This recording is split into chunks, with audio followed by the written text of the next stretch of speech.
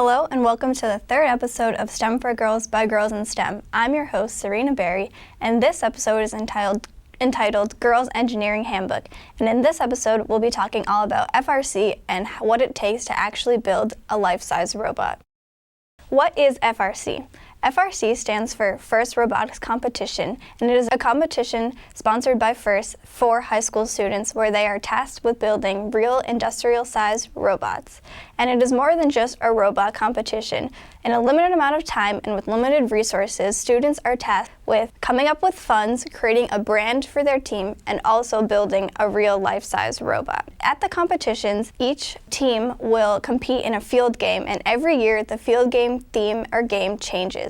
So for example, this past year, the theme was Destination Deep Space, and robots were tasked with shooting balls into rockets. So what does it take to actually build a robot? There are some major components of the robot. The first component is the power supply system. So for any robot to work, you need a power supply system, and in our case, it is the battery. Next, you need a drive system. This is basically a system that defines how the robot moves. It is the structure that helps the robot actually move, and it's called the drive chassis. Next is the actuator system. Actuators are devices that bring about the motion of the robot. An example of this would be the motors. Next is the sensor system. In order for the robot to interact with the physical world around it, it needs to have sensors that help it interact. So we have to introduce these sensors to the robot. Now these sensors could be infrared finders, a gyro, or a camera. After this, we need a signal processing system. The data that is collected from the sensors is processed through this system, and so are other electrical and digital signals that needed to be processed. In our FRC robots, we use a Talon motor controller. Finally, there is the control system. This is basically the brain of the robot. This is the major governing system of the robot, and in FRC we use RoboRio. So, how do you build a robot? It is a major task as there are many components to it, so we have 3 sub-teams that help to do this. The first sub-team is the mechanical sub-team, and they work with designing and building the skeleton of the robot. Next is the electrical team, and they work with connecting the different parts of the robot. Finally, we have the programming team, which configures the brains of the robot. So, since I'm more of a bio person, I like to think of this as an analogy using the human body. So the mechanical team would be sort of like the limbs or the skeleton of the human body. And then the electrical team would be like the nervous system, which are the nerves that connect it to the brain to the different parts of the body. And the brain would be what the programming team does. Finally, there is the safety team, which helps to regulate all of these 3 teams and make sure that everyone is being safe while working on the robot. So, what does the mechanical team focus on? They focus on how the power is transmitted and creating the physical parts of the robot. So they first have motors, which turn. Next, there is a gearbox, which helps to reduce and increase torque. So sometimes the motors might be spinning too fast, so the gearbox helps to control the motors. Next, there are chains and pulleys which attach all of the wheels together. And when the gears turn the chains, it ends up turning the wheels, which causes movement of the robot. So what does the electrical team do? They focus on connecting all of the parts of the robot, and they focus on the system model. So they first start off with a power source, which is a 12-volt battery. Next, they use connectors, breakers, wires, and switches to provide additional resistance to the power. And finally, the power is put into the motor, which provides torque to the robot. So programming is like the brain of the robot, and they focus on control flow. So what they first do is they create a code within Java which sends commands to the RoboRio. The RoboRio interprets and sends the signal to the Talon motor and controller. The Talon then sends power to the motor to turn, and then all of these 3 teams work together to create these real life-size robots. Now, these robots are some of the past robots that we have made through FRC. So today I'm joined with Anusha, who was the team captain for 2 years of the Devil Bots, which is an FRC team. Welcome, Anusha. Hi, how are you? Currently, she is a junior at Olin College, and she's studying engineering. So Anusha, how did you first join robotics? I joined robotics my freshman year of high school. It was one of the options at the club fair. It looked like they were doing some really cool and fun things. Also looked like there's a lot going on, so I decided to join. So you first started off on the electrical team. How did you realize that that's what you wanted to do?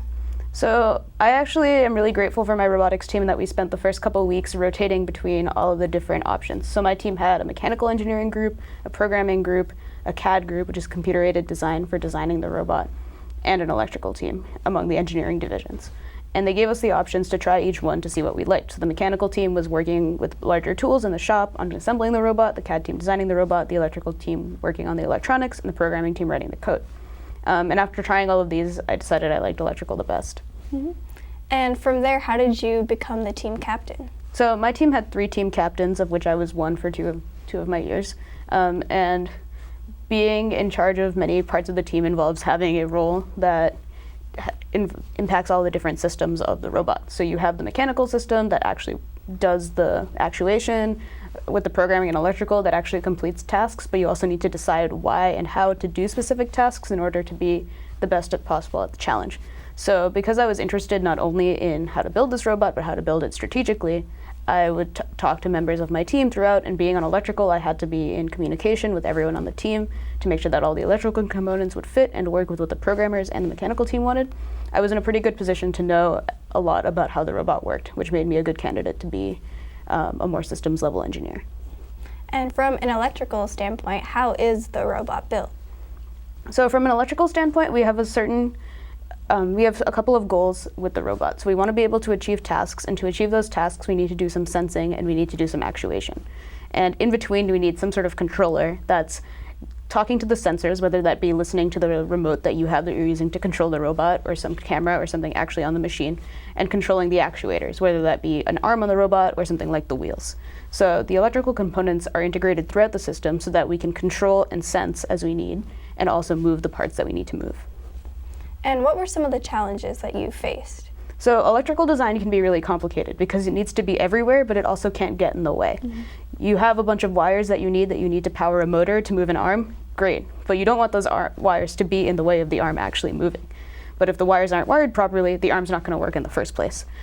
And as people try and change what the arm looks like or what a certain programming function does, the electrical almost always changes as well. So you have to be aware of all of the challenges throughout the robot in order to make sure everything functions as expected.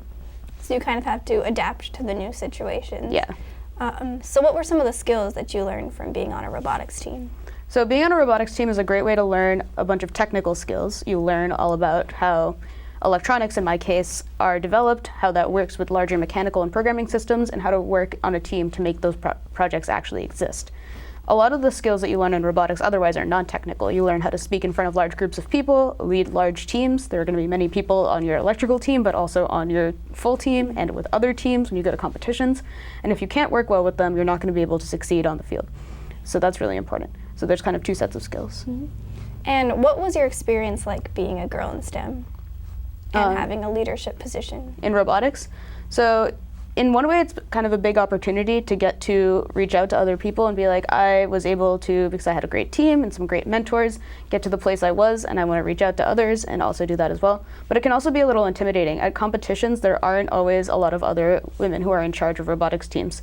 So it's important to feel like you can have the conviction to act and you can interact with others. And that can be really scary when you mess up, it can feel pretty bad. Mm-hmm. So trying to get over that fear of failure and that fear of making a mistake in favor of trying to get something cool done can be pretty hard, but is really rewarding. Mm-hmm. And I think one of the major reasons that girls are in STEM is because they have this fear or this like feeling that they can't do it, and they don't know the technical skills that are required. So how did you learn those technical skills? So for the actual physical content of technical skills, there are a lot of resources out there. Whether you like to go online, there are some awesome tutorials, buy a kit, and there's some awesome hands-on components you can use, or read a textbook or something like that. There are all sorts of opportunities. However, one of the biggest ways to learn those actual technical hands-on skills is to just do it. It's to go to a robotics meeting and get your hands dirty and work on the actual product. And this is where that fear can come in, because it is scary to mess up and it's scary to fail. But the bottom line is, without making mistakes, it can be really hard to learn those hands-on skills because you have to mess it up to eventually do it right. So what advice would you have for these girls? My biggest piece of advice is exactly that it can be really scary to feel like you have to be perfect all the time, that everything you do can never be wrong. But the bottom line is that a lot of the other people who are now successful failed at one point and are probably still failing today. So even though it can be really scary to take that first step, it's worth diving in, even if you fall at first. So now that you're in college, you're no longer on the FRC team, but how are you still involved in STEM at college? So I go to Olin College of Engineering, which is an all-engineering school, and there I study electrical and computer engineering. So in the classroom every day, I'm working on electrical and computer engineering projects as part of my education. Along with that, I do research, and I've had the opportunity to intern doing lots of engineering work as well, and also doing some outreach. And being in college, have you witnessed or experienced that there is a lack of girls in your field? So yeah, I'm lucky in that I go to a school that's half and half gender split, which is really lucky for me, but that isn't the case at pretty much every other engineering school in the country. And a lot of schools are trying really hard to reach out to young women and invite them into this field, but especially in the workplace, because the push to include more women in STEM is relatively recent, it can be pretty large in disparity. And why do you think that there isn't as many women involved in STEM? So a lot of the reasons that there aren't a lot of women involved in STEM are fairly systemic. In general, if women were excluded from STEM as the STEM culture started to grow, it seems as if the STEM culture excludes women because there aren't many role models, therefore fewer women join. And then if there are fewer women who have joined, this culture still excludes women, so there are fewer role models, so fewer women join, which is really unfortunate. So it's really awesome that you're doing this, and there are plenty of other young women out there trying to reach out to more young women in STEM, because showing them that these role models exist and that there is a picture of a woman who is successful in STEM is a really good way to encourage them. And once they get into the field, having those women there is a great source of mentorship, especially in navigating workplace challenges that extend beyond just the technical, that can apply more directly to those women. Unfortunately, that mentorship doesn't happen if there isn't already a woman there. So that's an important and difficult part to overcome. So since you were a leader on your robotics team, what advice do you have for girls who want to be leaders and have the same leadership positions? So part of being a leader on a cross-functional team, especially something like a robotics team, is the importance of understanding the system as a whole. Once again, this can be kind of scary, but sometimes it's okay to ask someone who's a mechanic, so I was an electrical person, but I needed to understand what the mechanical team was doing, I needed to understand the programming team, I needed to understand the business team. I needed to know what everyone was doing in order to be successful in a more systems level role. To do that, you have to be the one who knows less. You have to be vulnerable. You have to ask questions, and sometimes the things you say are going to be wrong, and they're going to think you might not know what you're talking about. And you probably don't, and that's okay. Taking that step to actually learn from those people is what gives you the knowledge and the ability to talk to people and work with them and be a leader. And did your team experience any hardships with getting more girls involved on the team? Getting girls involved with the team is always a big priority for the team, especially when I was on it.